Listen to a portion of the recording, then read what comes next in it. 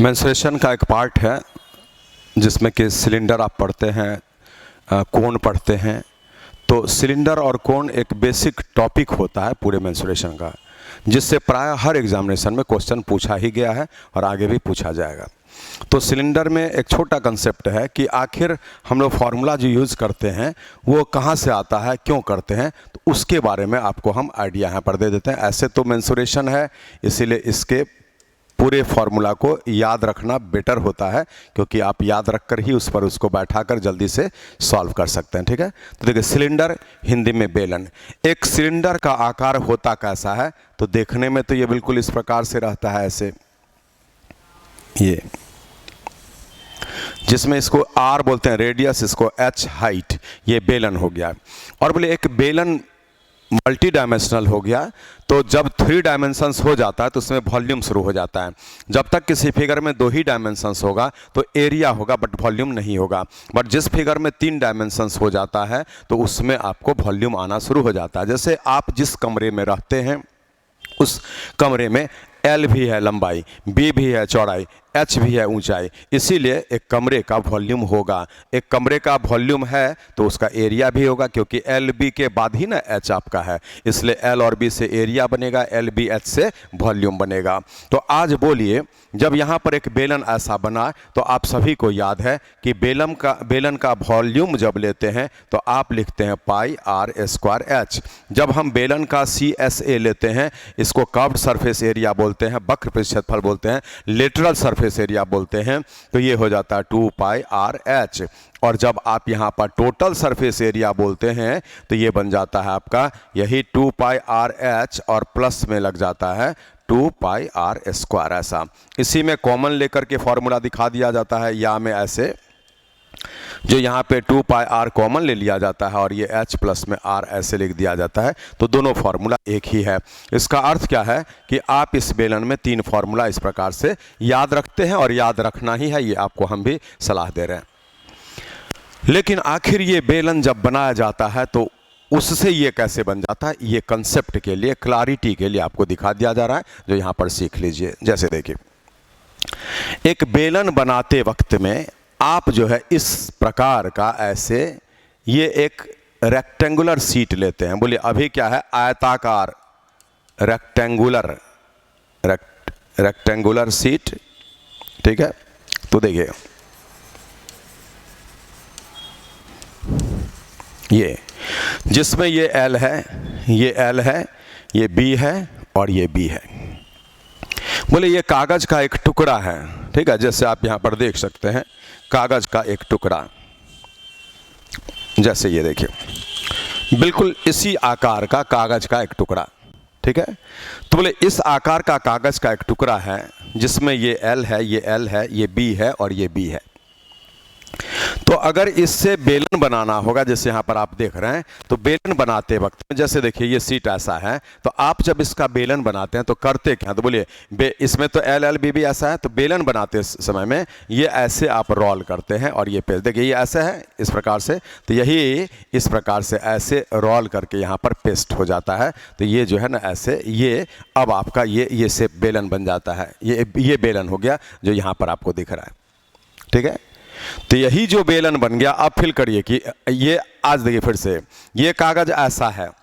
ठीक है, ये कागज ऐसा है, तो ऐसा है, तो इस कागज का पूरा का एरिया अगर हम लें तो एरिया इसमें बनेगा L इंटू B क्षेत्रफल।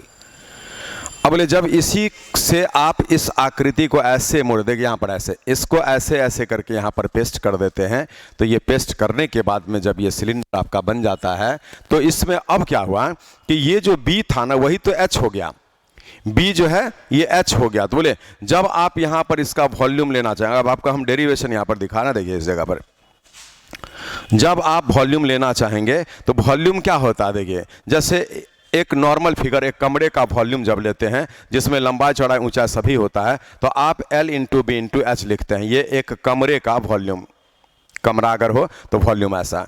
जिस कमरे में आप अगर देखें तो L इंटू B को एक साथ देखा जाए तो ये कमरे का क्षेत्रफल हो जाता है, क्षेत्रफल, और गुणा में H जो है ऊंचाई हो जाता है। इसका अर्थ क्या है कि वॉल्यूम का आधार तो वही है कि आधार का क्षेत्रफल लीजिए और गुना में h मीन्स ऊंचाई। तो अब बोलिए कि जब हम यहाँ से इस कागज के सीट को जिसका एरिया L और B से L इंटू बी है, हम इसी को ऐसे करके पेस्ट कर दिए हैं तो ये एक एक बेलन बन जाता है ऐसे। तो ये जो बेलन बना उसमें ये जो B था वही तो h हो गया, ठीक है। तो बोले वॉल्यूम क्या होता है, क्षेत्रफल गुना में ऊंचाई।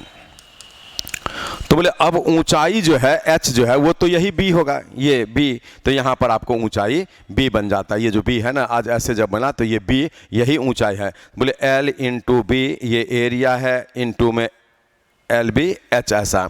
तो अब यहाँ से बोलिए कि ये जो b था वो तो h बन गया और एरिया इसका कितना था इस जगह पर l इंटू बी। तो एरिया अब जब आपका यहाँ पर सर्किल बन जाएगा है ना, ये सर्किल, ये बेस क्या है, सर्किल हो गया। तो सर्किल जब होगा तो इसी के जगह पर आप लिखेंगे पाई आर स्क्वायर ऐसा, और ये h आपका h हो गया। तो यहाँ से देखिए अब यही पाई आर स्क्वायर h आपको वॉल्यूम यहाँ पर दिख रहा है। ये चीज़ कैसे बताए, हमारा ये जो सीट है वो L इंटू बी एरिया का है, L इंटू बी एरिया का, और जब बेलन बन गया ऐसे तो ये B जो है वो आपका H का काम कर गया। तो इसीलिए क्या है कि B हमारा H हो जाएगा, तो उस B को H लिख दिया गया है अगर हम यहाँ से ऐसे देखें।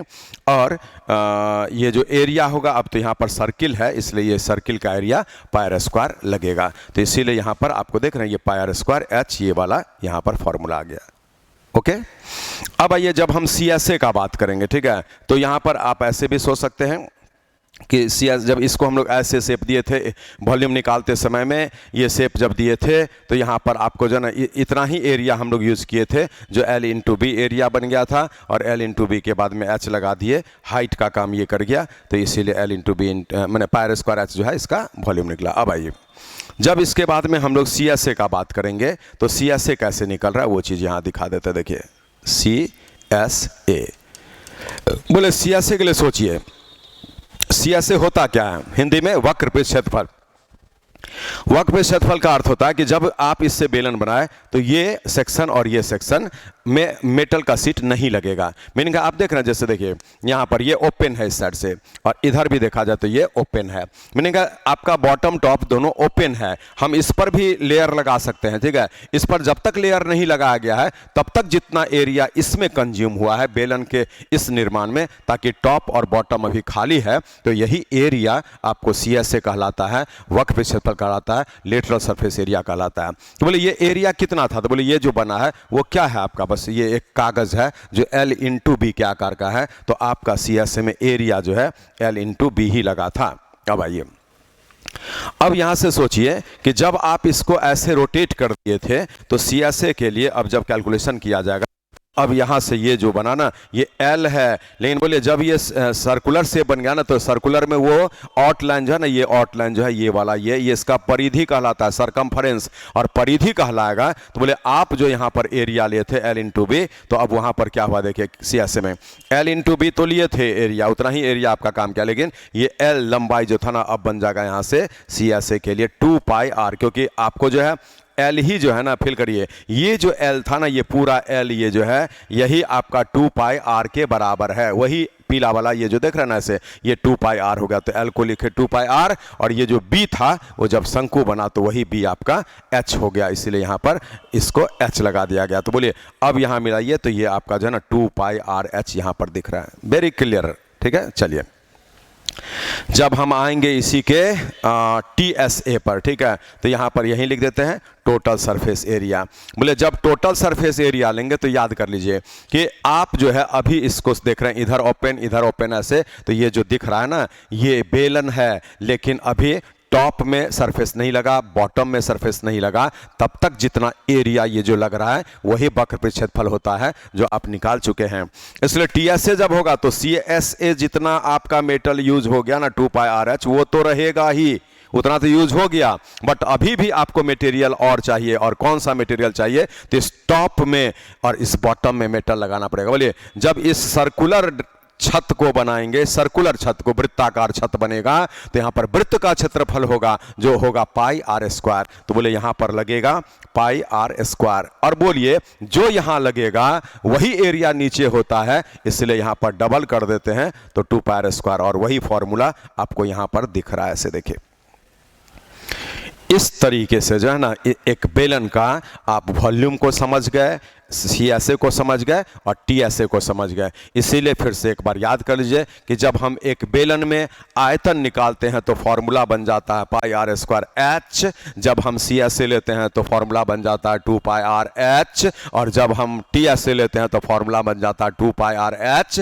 प्लस में 2 पाई आर स्क्वायर। तो चलिए, बेलन जब भी मेंसुरेशन आप पढ़ते हैं, बेलन मोस्ट इंपॉर्टेंट फिगर होता है, तो याद तो है ही, याद तो रखना भी है कि एक बेलन का आयतन पाई आर स्क्वायर H होता है, CSA जब हम लेते हैं 2 पाई आर H होता है, TSA जब लेते हैं 2 pi r H plus 2 pi r square होता है। बट ये क्यों होता है और ये कैसे बनता है, बेलन किस तरीके के कागज से बनता है, तो उसके आकार से आपको हम दिखा दिए डेरिवेशन। तो बेलन बनाने के क्रम में इस प्रकार का एक सीट लेकर के इसको रोल किया जाता है, टॉप ओपन है, बॉटम ओपन है, तो CSA हो गया, और इसमें बॉटम टॉप लगा देंगे तो TSA हो गया, इसमें एयर पैक कर दीजिए तो उसका वॉल्यूम हो गया। तो इस तरीके से आप सारे छात्र बेलन के कंसेप्ट को अपने से भी एक बार समझिए। एक सादा पेज रेक्टेंगुलर शेप का ले लीजिए और उसको इसी प्रकार से रोटेट करके आप एक बेलन बना करके उसके एक एक फॉर्मूला पर विचार करिए, और जिस फिगर में लंबाई चौड़ाई ऊंचाई तीनों होता है, जैसे एक क्यूबाइड लेते हैं, घनाभ लेते हैं, तो वहाँ लंबाई चौड़ाई ऊंचाई तीनों होता है,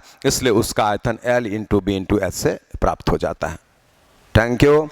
तो चलिए आगे फिर हम लाएंगे किसी दूसरे टॉपिक का एनालिसिस करने के लिए, और उसमें भी यही क्लैरिटी आपको दिया जाएगा, और उसके अनुसार आप सीखेंगे, समझेंगे कि हर फिगर में अपना क्या कंसेप्ट होता है फॉर्मूला का। ठीक है, तो इस प्रकार से आप पूरे को एक बार अपने से भी वॉच करिए, अपने से फॉर्मूला बनाने का प्रयास करिए। ठीक है, थैंक यू।